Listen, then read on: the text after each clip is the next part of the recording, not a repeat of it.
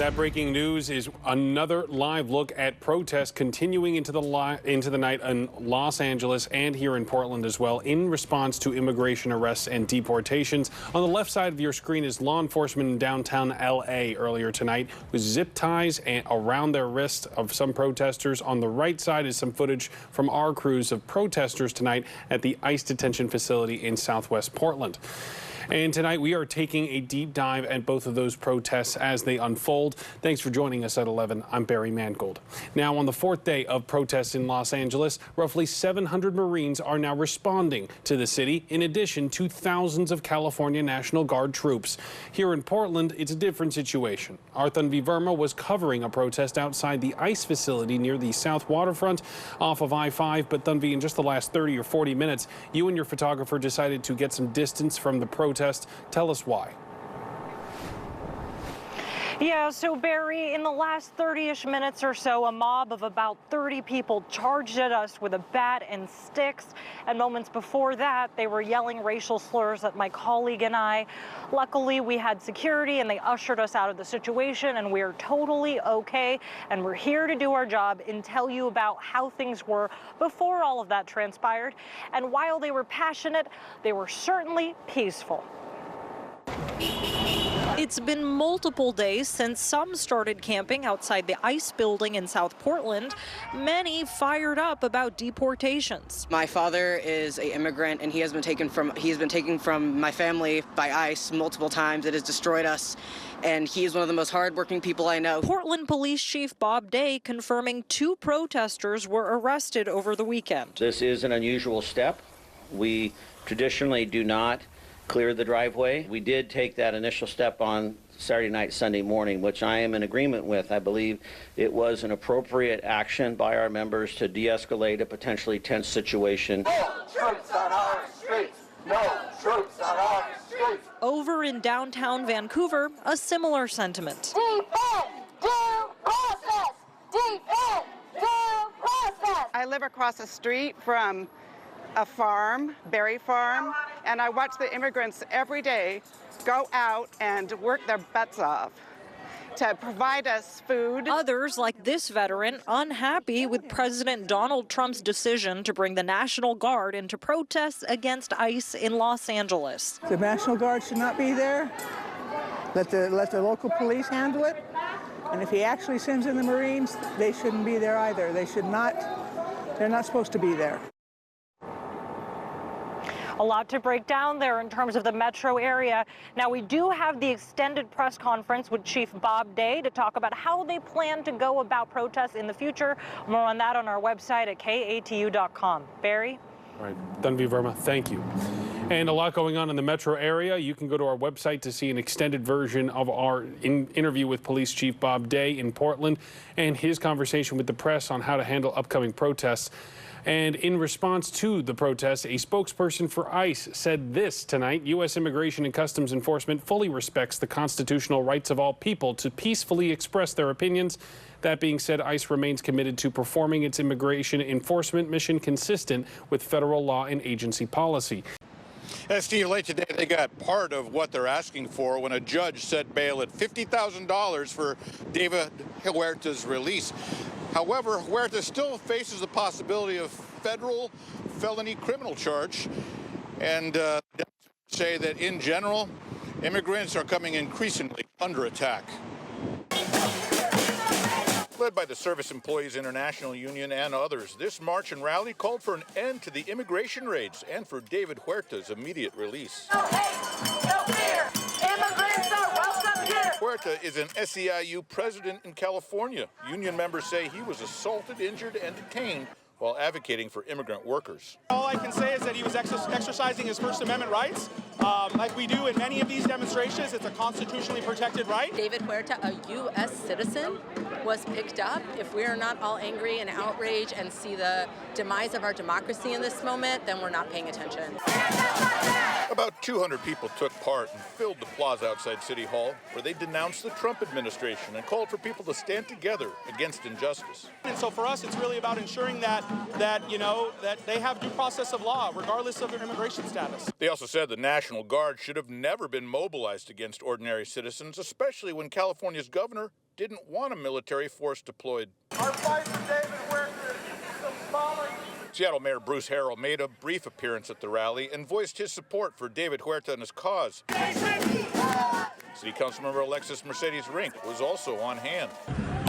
The Seattle rally ended peacefully, unlike the images we've seen out of Los Angeles with clashes between protesters and police, which led to dozens of arrests. I think this is a moment for us to come together and for our local and state leaders to actually stand and also see this on attack of state and local rights.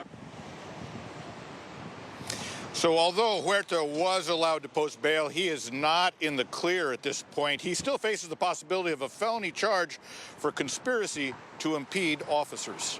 Reporting live, Joel Marino, Como News. Joel. And right here in the capital region, the New York Immigration Coalition is also calling for action. Yeah, so lawmakers and allies are set to gather at West Capitol Park in Albany. Lawmakers and allies, that's where they're going to be. Laura, so can you tell us what they're pushing for? Good morning. The New York Immigration Coalition and supporters are calling on legislative leaders to bring critical public safety and an immigration rights vote to law.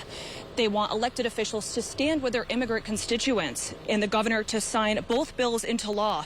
CBS 6 recently spoke with activists Lael Davidson and Renee Roundtree with Indivisible ADK Saratoga, who have been fighting for a man residing in Glens Falls that was recently detained by ICE. Yuri Zinofiev walked into the ICE office in Ballston Spot twice a year for years, but last week he was detained. This is a man who is a working part of our community, who has been incarcerated for no reason without due process. It's horrific. It's very sad. You know, when you think that he's been here for 25 years, he's been a productive member of our community. He now sits behind bars at the Buffalo Federal Detention Facility. Without immediate action from Albany, families remain at risk of being torn apart through local police and ICE. The rally is expected to be held at noon at West Capitol Park in Albany. Reporting live in Albany, Laura Jimette, CBS 6 News. For an ICE protest in Providence. Yeah, it started outside the federal building before protesters marched through city streets, as you can see right here. The Night Team's John Perrick is in Providence now with the latest. John? Well, Dan and Emily, protesters tell us that inside that building is a Homeland Security office. A few hundred gathered, including a state rep. Abolish ICE! Abolish ICE! A call for action. I think that it's clear to all the regular working people of the U.S. that these attacks, these mass deportations and raids on our immigrant communities are completely unjust. We're talking about how resistance is glorious and how we will be victorious! Protesters tonight gathering near the Federal Center building on Westminster Street. The rally was planned by the group PSL Rhode Island in response to the ongoing protests in Los Angeles, which the National Guard was called to. Do you guys support how chaotic these protests have gotten? Shouldn't they be peaceful? I think people have a right to dignity. We have a right to be with our families. We have a right to work and live safely. And people's anger right now is righteous. The protesters then took off, walking down the streets of Providence, going block to block for hours. Their message was clear. It means fundamentally that the streets belong to the people. The streets belong to the working class. If we can and need to, we can shut it down. Tonight's protest comes a day after Rhode Island State Representative Enrique Sanchez called for a, quote, massive anti-ICE protest on social media, saying, quote, like the one in L.A. Shouldn't they be peaceful, though? Shouldn't they be peaceful protests? Do you support what's going on there? I condemn all violence. But you did call for L.A.-like protests in Rhode Island. Did you mean peaceful, or did you mean what was going on in Los Angeles? I believe my words were taken out of context. We need to show the people power. We need to show who has the real control and who has the real power in this country. And right now it's unclear if any more protests will ensue here in Providence. For the NBC 10 News Night Team reporting live, I'm John Perrick. Good evening and thanks for joining us. I'm Darian Trotter. The National Guard has arrived in Los Angeles after violent protest over ICE raids intensified Friday. President Trump signed a memorandum that deployed 2,000 National Guardsmen to help restore order there. Law enforcement in riot gear formed A line near the Metropolitan Detention Center after an unlawful assembly was declared. It's where many of the people arrested in ICE raids were being brought. Flashbangs and other irritants were used to break up the crowd, while California Governor Gavin Newsom and Los Angeles Mayor Karen Bass have criticized the move as unnecessary. Those in the Trump administration say order needs to be restored. Unfortunately, we've seen some violent protests happen, and that's why these National Guard soldiers are being utilized to help with some security in some areas. They're there at the direction of the president in order to keep peace and allow people to be able to protest, but also to keep law and order. That is incredibly important to the president.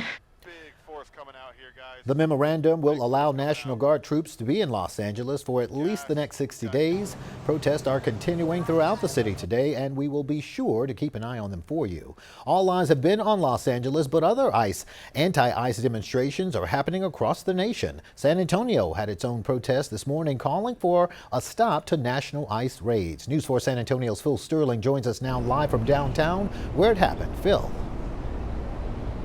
Darian, first and foremost, this protest was nothing like you've been seeing in Los Angeles. It was a peaceful protest where people spoke out against the deportations going on across the country. They lined up on these steps to have their voices heard. The name of the protest, ICE out of San Antonio.